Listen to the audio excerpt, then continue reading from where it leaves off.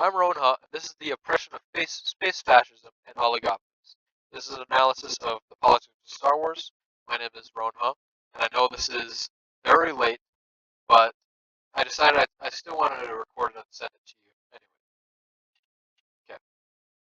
So as for content overview, I'm going to be going over my initial research questions. So that's going to be obviously what I gathered for that. My political overview of Star Wars, so what happens in Star Wars, what's going on, the policies and real world comparisons in Star Wars. So basically, what actions happen in Star Wars and how can you compare it to one another? The significance of Star Wars politics. So what's the importance of it? And the conclusion slides. And each of these sections 2, 3, and 4 are related to the research questions in their own way. And then, of course, there's the reference slide. Oh, whoops. Okay, so for my initial research questions, I had questions 1, 2, 3 are section 2. What is happening politically in Star Wars? What political organizations exist in Star Wars?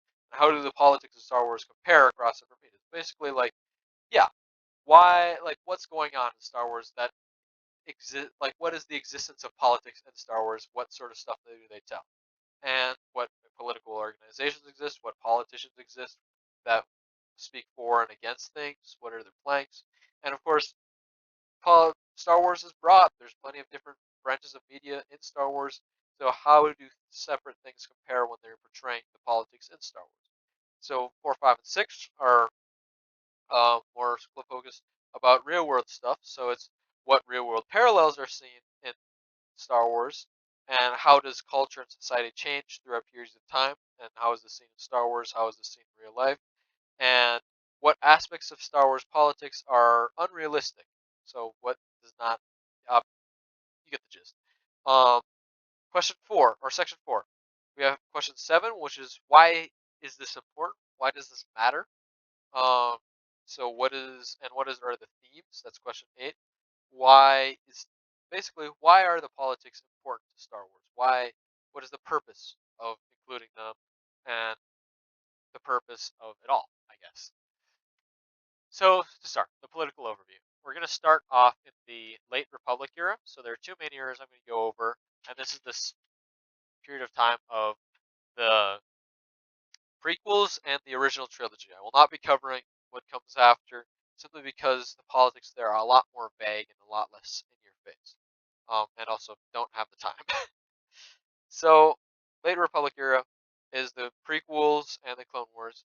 So for starters, the Republic has been, at this point, has existed for thousands of years, and was started based off of free representation for everybody, and those ideals of representation, no slavery, basically everything you'd want in a government. What's good, like the no bad parts. That goes without saying. Okay. Anyways, so first off, it has a highly decentralized government. So there's no standing military. Most of the law enforcement that is done locally, or by corporations. So you can purchase or buy protection from them, and there is a free market economy.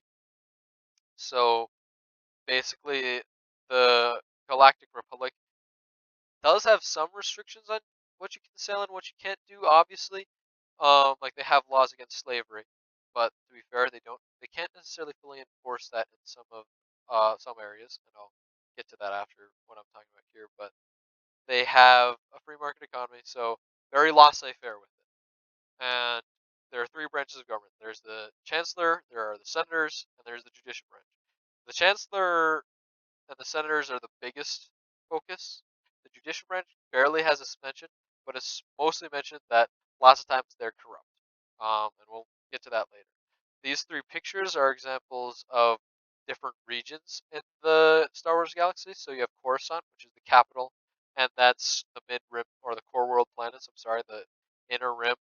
And these planets are mostly ecumenopolises, meaning that they're planet-wide cities, and they import lots of things. They have the most influence in the world or in the galaxy. Sorry, and generally they are industrial powerhouses far more than the others. And in the mid-rim planets, you have industrial powerhouses, but you also have plenty of planets that are basically contributing to farms or contributing to the way through natural resources, I should say. Like for example, Naboo is shown here. This is the left picture. The Naboo sells or makes a profit, and their primary export is plasma. And obviously plasma is heavily useful in Star Wars because that drives their ships, drives their blasters, everything like that. So that is their primary export, and obviously you can see with Naboo as an example, they're generally doing pretty well. Some of them are very upper class, some of them are somewhat solid middle class. And then you have the outer rim planets, and that's kind of like the Wild West um, for the galaxy. You have Tatooine, shown as an example here, where lots of people come to these planets seeking new prospects, new ideas. So not every outer rim planet necessarily has a good export, but people go there because they think that there will be, or because they need a place to live that is not overcrowded like the mid rim and the inner rim. Okay. So these are more characteristics. This is more economic, I guess you could say. There's heavy amounts of corporatism in the Galactic Republic, the late Republic. So the majority of markets are commanded by a simple few corporations.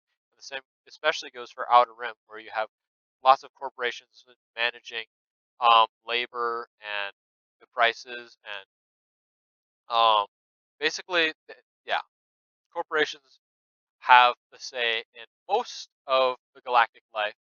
And I'll take for an example, uh, the Trade Federation. They are basically space Amazon. They're a shipping company, and they ship whatever you need, but they demand payment, obviously, and they're the ones who can go across and sell their trades wherever, and you'll see more of them later. You have the Techno Union, who basically has a share in anything industrial, technological. Like for example, they have a hand in ships, but their primary stakes in ownership is the droid making and the blaster making industry. So they basically have a monopoly in that, where you barely see other. They're kind of like the BlackRock or the Vanguard, for example, of economics, where they don't necessarily have like their name plastered on everything, but they are subsidiaries in almost everything in that. And then you have co-op drive yards, which is another oligopoly in shipbuilding, where there's plenty of smaller industries, sure, but they are like the industrial giants.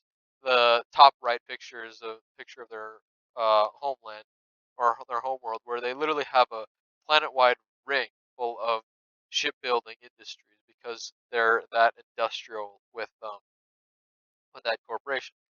And then obviously there's a distinct wealth gap. So, like I said before, the outer rim is sort of impoverished.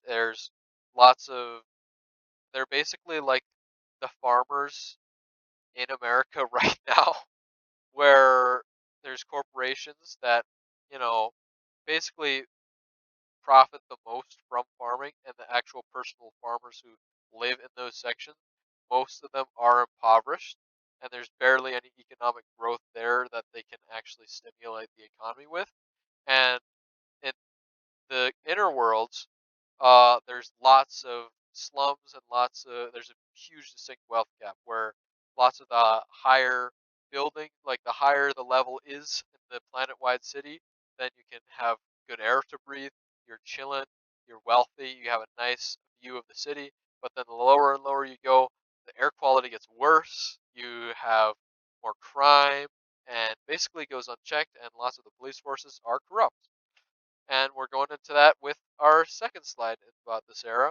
That there is, I'll get to representation, but yes, there's rampant crime in throughout the entire galaxy. So there's criminals and organizations that are working in the bowels of Coruscant. There is an entire portion of the galaxy that is owned by the Hutts, who basically are a rich crime family.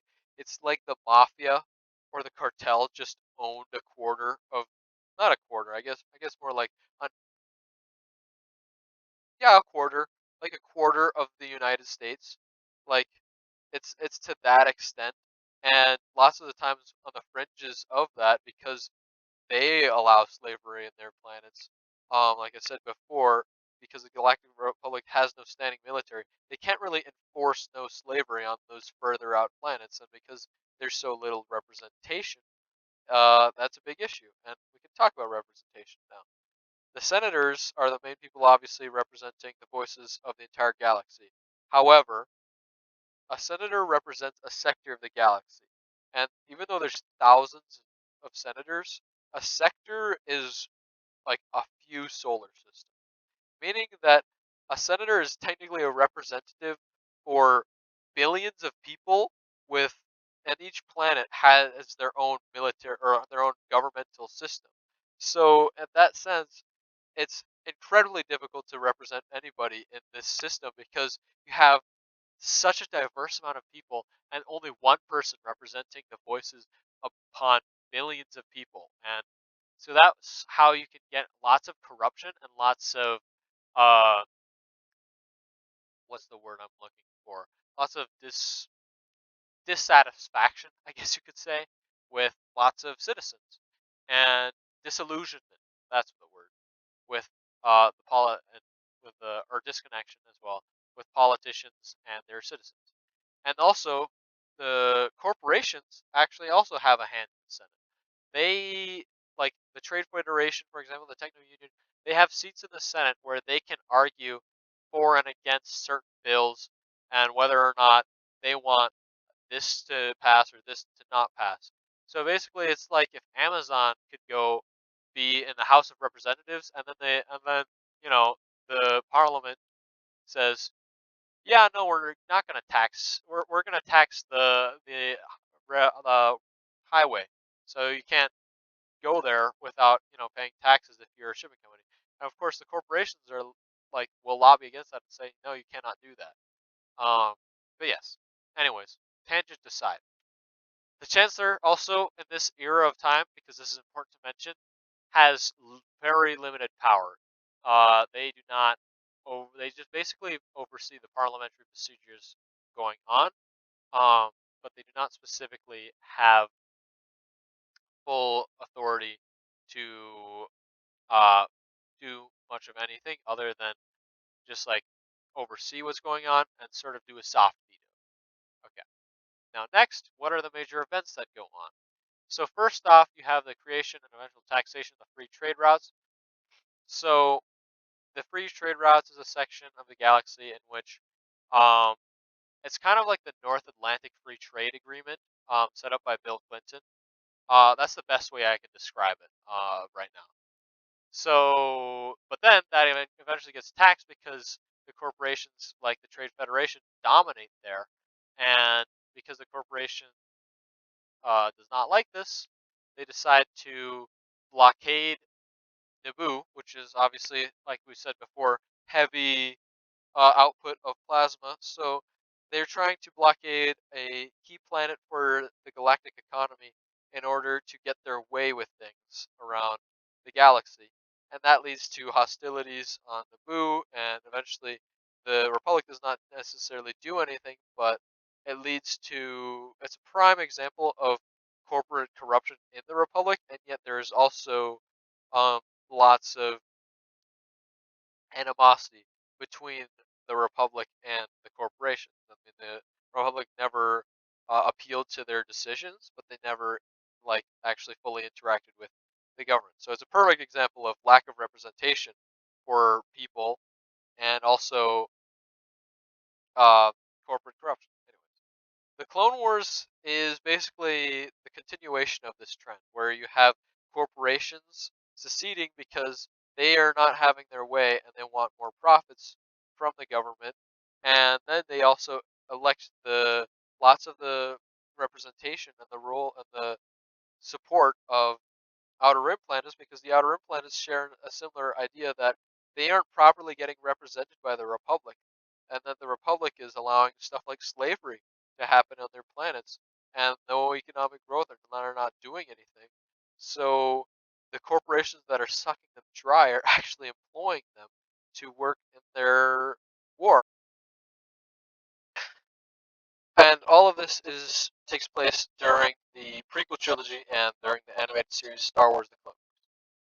But the Clone Wars also leads to the transition from Republic to Empire, because during this time of chaos, these 3 years of full-blown conflict, there's been more worry, and there cannot be more malarkey within the Senate, and thus they the Senate constantly elects more to choose more and more power for the Chancellor. So the Chancellor eventually becomes this sort of celebratory role into becoming a dictatorial role. And that leads to the Galactic Empire.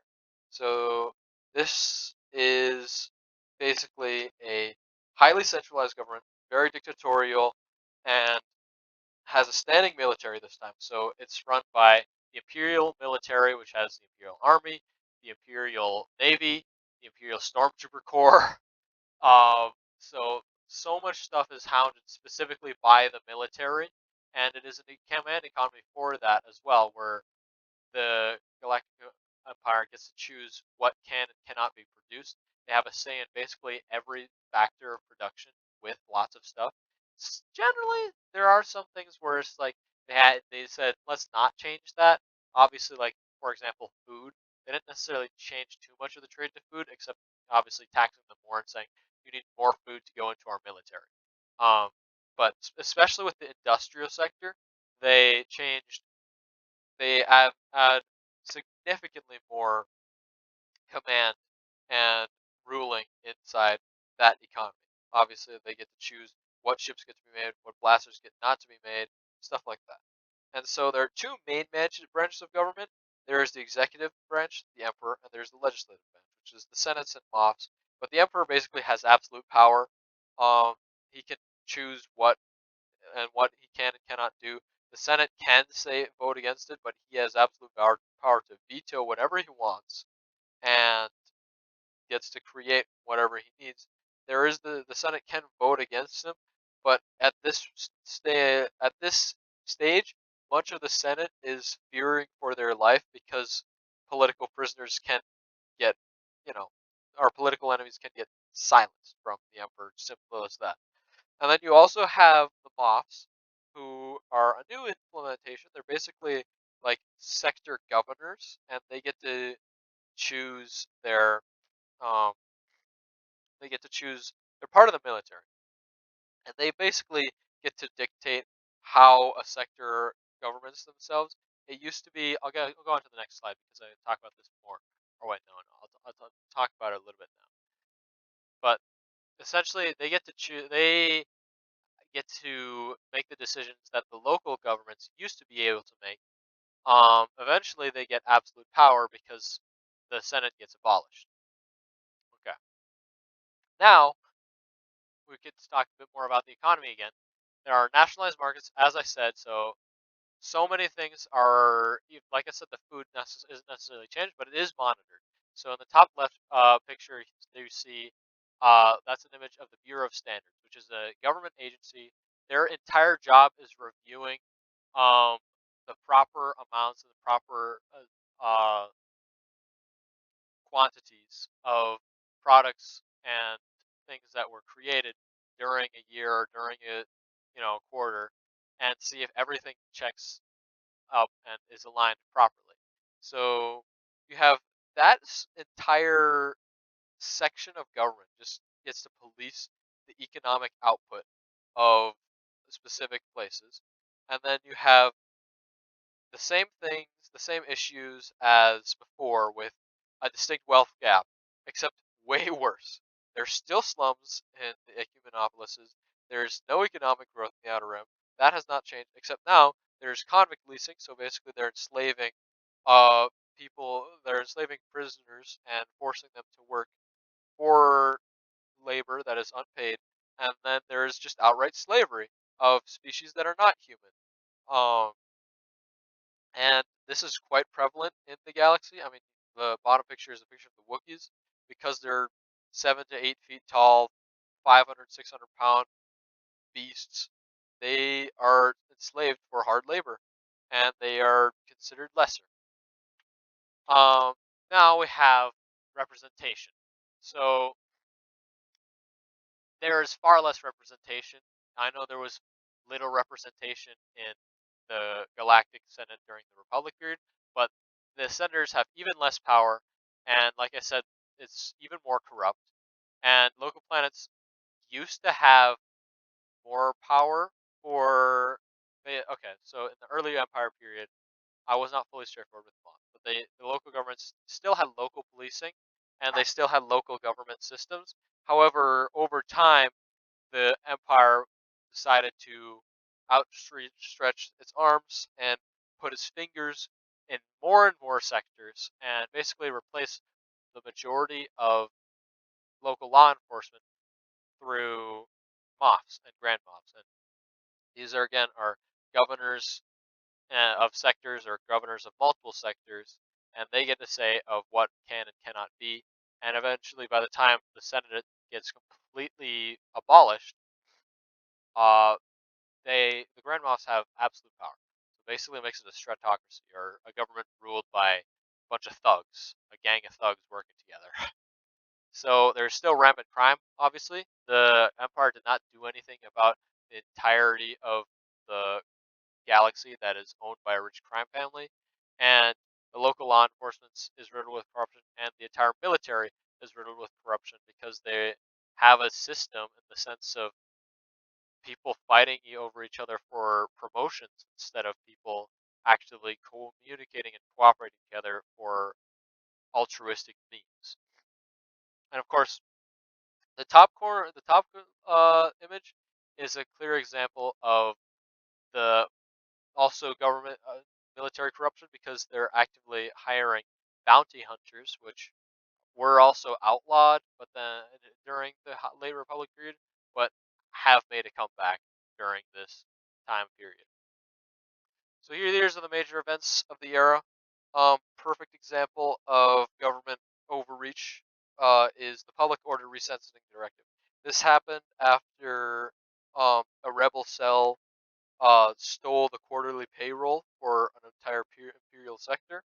And what happened was that the Galactic Empire decided to imprison more and more people. Like the prison counts tripled or quadrupled because, and for means that are not necessarily viable. The top two images are examples of this. So this is the top left is picture is a convict leasing example. The middle picture is basically a guy gets arrested for walking fast on a beach. Um, then you have the dissolution of the Senate, which, like I said before, gave the Moffs absolute power, and their choice to do whatever they please. In the bottom left is a scene of that happening where Grand Moff Tarkin in the Return and A New Hope basically is like the Senate is no longer a concern of any of us because we have a death ray that can explode planets, and that's that. We can like, what are they gonna do? And of course, this was a foolish outlook to have because what are they gonna do? They're going to rebel, and that leads to the Galactic Civil War. So there was rebel groups before A New Hope. Obviously, they were trying to destroy the Death Star before that, but the idea of a planet-killing weapon only increases the amount of resistance in the Empire or within the government's span, within the galaxy, I should say, and that leads to a full-blown war with the Imperial government, and that eventually leads to the destruction of the Galactic Empire after only 28 years. Okay, so now we're going on to question 3. What are the depictions of politics in the separate media? So for 3 examples I decided to choose, they're the three, well, the original, they're the three, 2 of them are the most important periods, and they're also some of the most politically active or important, or politically present periods, I should say. So for starters, the prequels and the Clone Wars. That is a time period of, like I said before, oligarchies and a late stage republic that is heavily corrupt, heavily capitalized, and you see one of the main characters is Padme Amidala. She was the person whose planet got invaded in the first in the instance by the Trade Federation, and she is one of the people who are constantly voting to reduce the amount of fighting that is going on, constantly voting to help upraise people who are impoverished, and they only constantly find adversaries or adversities, I should say, and people fighting against her in that manner. And then obviously it is, because it's a kids show, a lot more kidified, a lot more simplified in terms of political movements, and it's a lot more in your face sometimes. Some of the main like some of the main corrupt officials are the most obviously corrupt officials you could ever think of. And then in Andor, I'll skip Andor for now. We'll go over the originals because the originals, even though like the politics is obviously not front, right, and center, you just have but you have the display of fascist dictatorship doing evil things. It's a lot more black and white compared to the previous other two examples. You have the evil empire doing evil stuff versus the good rebellion rebelling against an evil empire doing imperial overreach. There are allegories there to the Vietnam War, um, but I can touch up a little bit on that later on. So there is that example. But Andor is, I think, the most interesting for me because it basically wants to show you what life is like under a dictatorial regime such as the Empire. So you have a couple main viewpoints. You have somebody who's a senator, just like Padme Amidala on the left there, who is constantly advocating for more liberties for the people, that what the Empire is doing is an overreach of power and everything like that. And you constantly see that she's at an impasse, even in her high society life. She keeps finding adversity in the sense that people aren't supporting her and people are only supporting their own needs because they're afraid of the Empire. And then you also get to see somebody who's working within the Empire, who is Dedra Meero, the main character, front, right, and center, or villain, I guess you could say. But she is working within the Imperial Security Bureau, which is a government agency that is mainly focused on censorship, that is focused on espionage, and basically controlling the populace in whatever ways they want. And they get to, they have a lot of jurisdiction, and you get to see how this oppressive government keeps an eye on its people and what it does to keep its eye on its people. And it's very interesting to see. And of course, the most interesting part as well is the rebellion. And with the rebellion, there's a couple different there's a couple different personalities portrayed there. But the rebellion overall is far less unified at Ender because it's about the start of the rebellion. There's far more people who are there's factions of the rebellion, I should say. It's not unified yet. It's realistic in the sense that there isn't just one group that is actively against it. There are people who are actively against it because they believe that there should be anarchy. There are people who are actively against it because they think that the Republic should come back. There are people who are actively against the regime because just for the heck of it. There are people who are actively against the regime because they think that the galaxy should be split into separate parts. And you find all of these separate, different rebel groups fighting against the Empire but not agreeing with each other, but then eventually how they come full circle. And that's what's wonderful about the politics in Endor. Okay, so now we're going to talk about the real world policies and the comparisons within Star Wars. Questions 4, 5, and 6. So the Roman comparisons. There's three comparisons I wanted to make with real world history, but this is the first one. So first we have the Roman Republic. So this is very similar to the late Republic period. You have a late stage ridden with corruption. However, in Rome, instead of one galactic war that was 3 years long, it had three separate civil wars that were happening at overlapping times within the past 50 years of the late Roman Republic. You had a large state that is too big to fully represent the mass of its populace, and the senators within the republic also were distributed unequally, where some had more power or more say and influence about the Roman Empire and its policies compared to others, even if the others had more people that they were supposed to represent.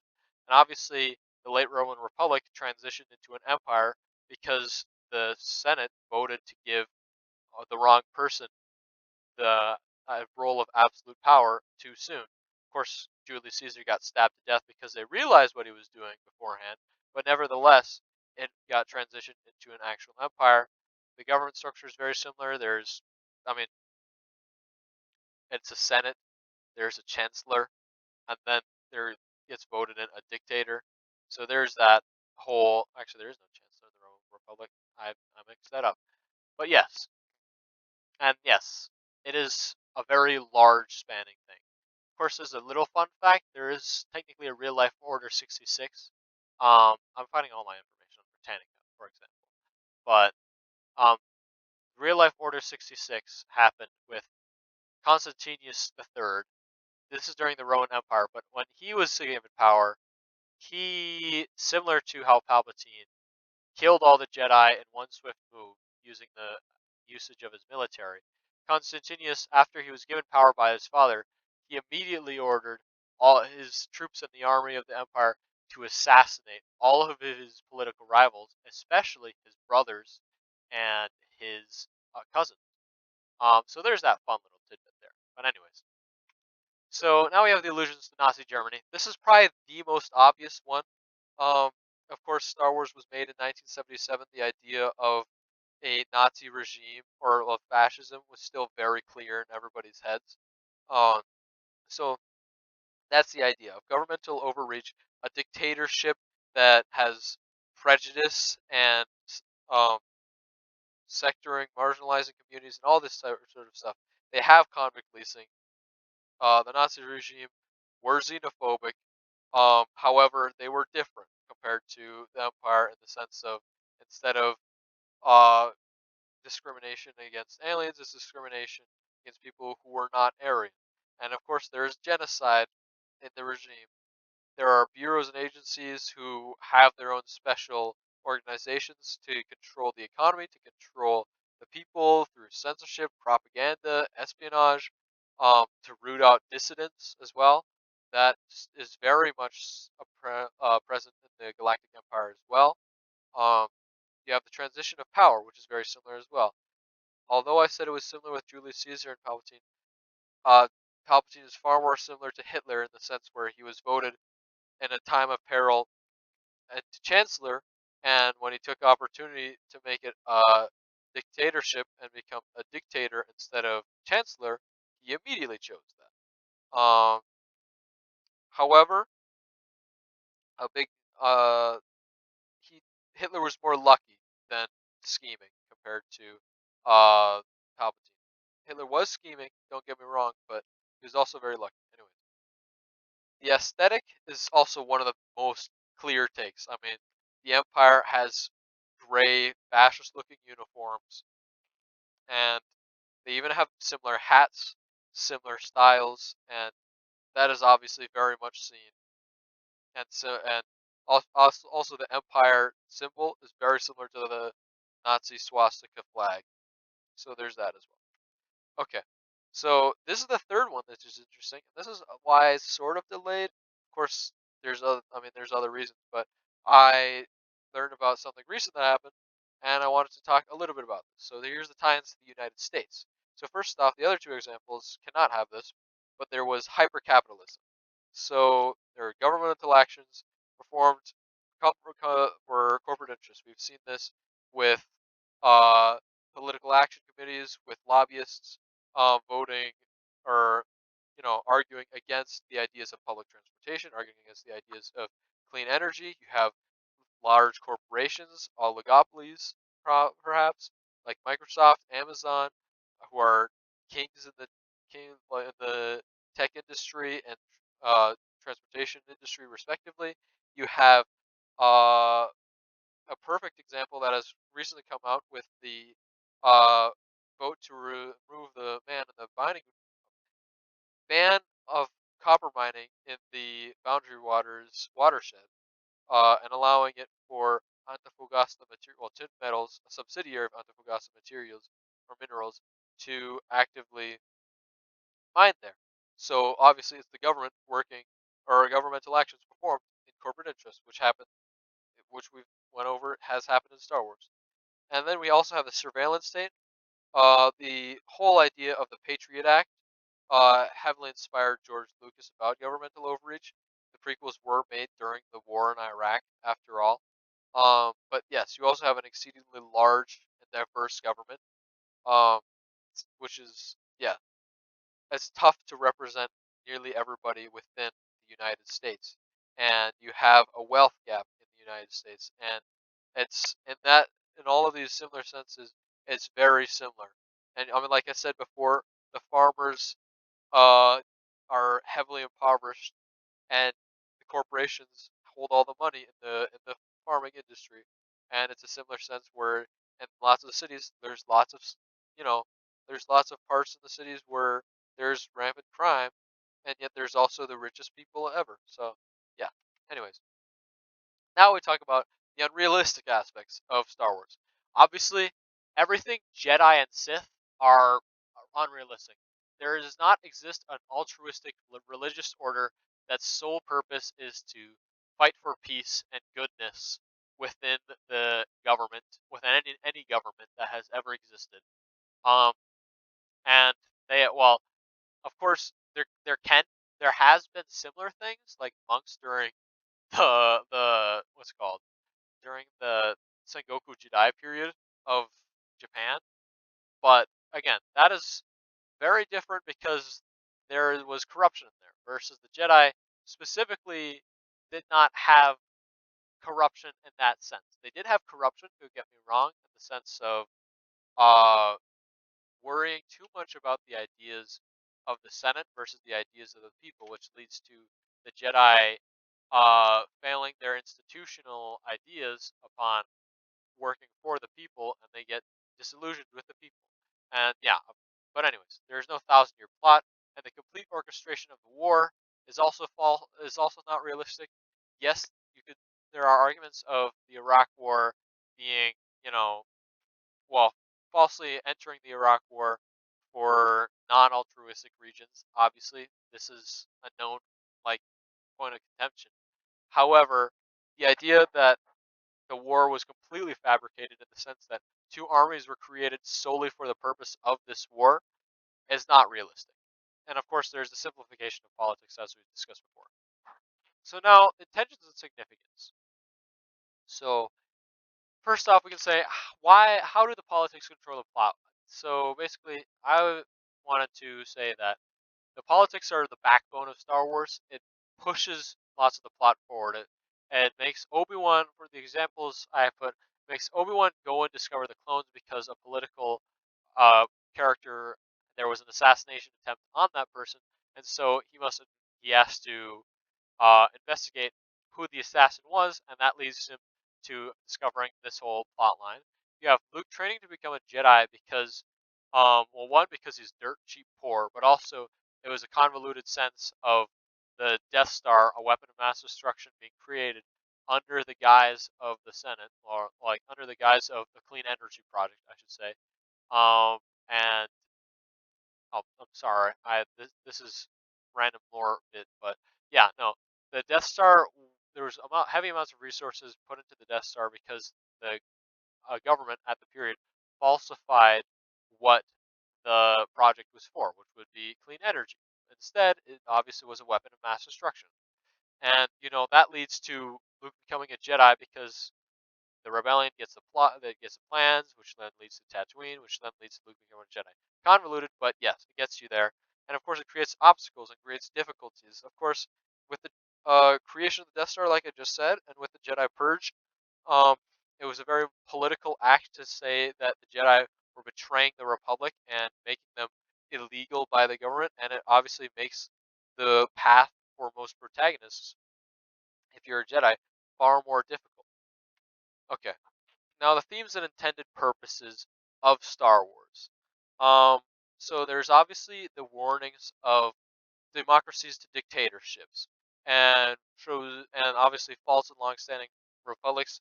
There's excellent quotes from Mace Windu at this very scene in this picture of he has control of both the Senate and the courts, and also he's too dangerous to be left alive. Both of those are excellent. That is a perfect example of both the first two themes, where um, a Jedi who's supposed to be fighting for good is willing to kill a person under the assumption that they are an evil person, under the assumption that they are evil, and is fully believed and willing and justified to do this. He believes. I mean, technically, I mean, he is morally, but does not think of the political repercussions at hand, showing how dogmatic the Jedi have become, corruption of institutions, yada yada, and also control the Senate and the courts, meaning that Palpatine heavily corrupt, corruption of institutions and science. Um, the scene with the person on the right, there's a whole argument about after the Empire, engineers became scrappers and were all just expendable to the Empire, and obviously that's another example of long-standing dictatorship or republics falling to dictatorships and corruption. Um, and these two pictures right here are, I'm sorry, I'm thinking politicians, and they're two examples of politicians. One where it's the third uh, theme, where it's the idea of hope that there can still be good politicians, that there can still be a good republic, there can still be a good government, there can still be good in the galaxy, and that is one of the biggest examples of. I mean, that's the biggest theme I think of Star Wars. The right one is corrupt, but I'm gonna go more on hope because I talked plenty about corrupt. There's, I mean, obviously there's Star Wars: A New Hope. There is the famous line, "Rebellions are built on hope," and it's the idea that a rebellion is vastly outnumbered by an authoritarian dictatorship, and this was the relation that George Lucas wanted to make with the Viet Cong and the U.S. government, is the fact that the Viet Cong were able to beat the entirety of the U.S. government through different tactics, and it's the same way where it's like it's the underdog situation, and in this sense, the hope that you can that things will change so long as you take action. Um, that's one of the biggest themes in the Empire or in Star Wars, and that's obviously shown through its politics. Even if there's even if lots of the politicians are corrupt, there's still good enough ones that will fight to make it right, so long as you take action. So, why does this topic matter to me specifically?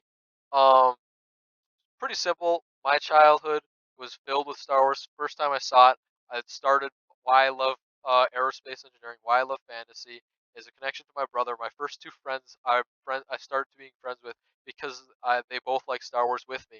My brother and I would play Lego Star Wars: A Complete Saga all the time, and even though it did not spark my interest in history per se, this topic matters more to me because of my love of history, because I look back on Star Wars now and I have this greater respect for it because of how much it ties in with real world history. Okay, now for the conclusion slides. Evolving understanding, there's not much here. I wanted to talk about this for quite a long time now, but I just did not necessarily have the information or the opportunity to, I guess, for a school project. So thank you for allowing me to have this, even though I know it's late and you know gone now. But I really wanted to talk about this conversation about this idea, and this research, even though it's stuff that I was expecting and I somewhat new, it gave me insight and gave me different perspectives. Obviously, like the two researchers who are both near PhDs or near PhDs gave me insights of like, oh, there are these examples or these relations that I never even thought about. Or when we're touching up on history, I'm like, oh, these parts are similar to Star Wars. How could I not know these? And it just gave me a lot more clarifying respect of about this topic and this idea. So this is the research process video. It's a bit messy, but basically it's find ideas. No, I mean I was given the idea of I was given the prompt of the research project. Find ideas. Do I make a new idea or I build off project one? And I kind of melded with both. Thank you, Dr. C, because you told me to build off of project one a little bit. So I also was rewatching Clone Wars with my partner, so I decided let's talk about Star Wars politics. So that goes into my research. So I had a big interest in history, and I have prior knowledge of Star Wars, so that goes into it. I research more about that stuff, and it prompts direction. So I give my research questions, do more research, and then confirm the knowledge, and then I get a mental image of the presentation. And so I like to think this is how the presentation will go in terms of how I'll say it, what I'm going to say. But I will improv. I don't make a script and what it will look like, what I will talk about. And of course, I don't necessarily get to everything I say because I improv it, but I try to frame it in my head in a sense that I can get to as much as I want to say. But yes, I'm almost done, and then I find more news, and then that makes me want to do more research, go do the cycle again, and then finally we get the final product, even if it is late, because I was too lazy to actually, so to do this voice recording. But anyways, so now we have lingering questions. So what other inspirations actually are there? This is something that I'm curious about because I feel like the three most obvious inspirations for real world parallels in Star Wars are those three: the Romans and the Nazis and current day. But I mean, you could also make the arguments of mysticism in the sense of Eastern mythology or Eastern beliefs and everything with the Force. I'm not fully qualified to talk about that, obviously. But I'm curious on what other inspirations are there for politics, what inspirations are there for world building, just in general. And then my second idea is how do people with differing political beliefs view Star Wars? This is something I'm curious about where I'm like, how, because I know Star Wars is such a big product that plenty of people on different political sides of the political spectrum believe in it. So I'm curious on, like, if I could do an interview on people and be like, hey, why do you like what parts of Star Wars do you like? What's your favorite part about Star Wars? I would be curious to see like differing perspectives on that and see how it correlates with political beliefs. I'm not going to say there is a correlation, but I'm just curious. And so, and the key takeaways obviously are that Star Wars is a warning against the corruption of institutions, late stage capitalism, how it can turn into fascism, a corrupt republic, but also about hope and working for a better future, and also that the politics of Star Wars are intrinsically aligned with the entire plot of Star Wars. So, yeah, that's my presentation. Here are my references, and that should be it. Sorry, this is also a lot longer than I was expecting. You might not even watch this, but I hope you do. But that's it. Thank you.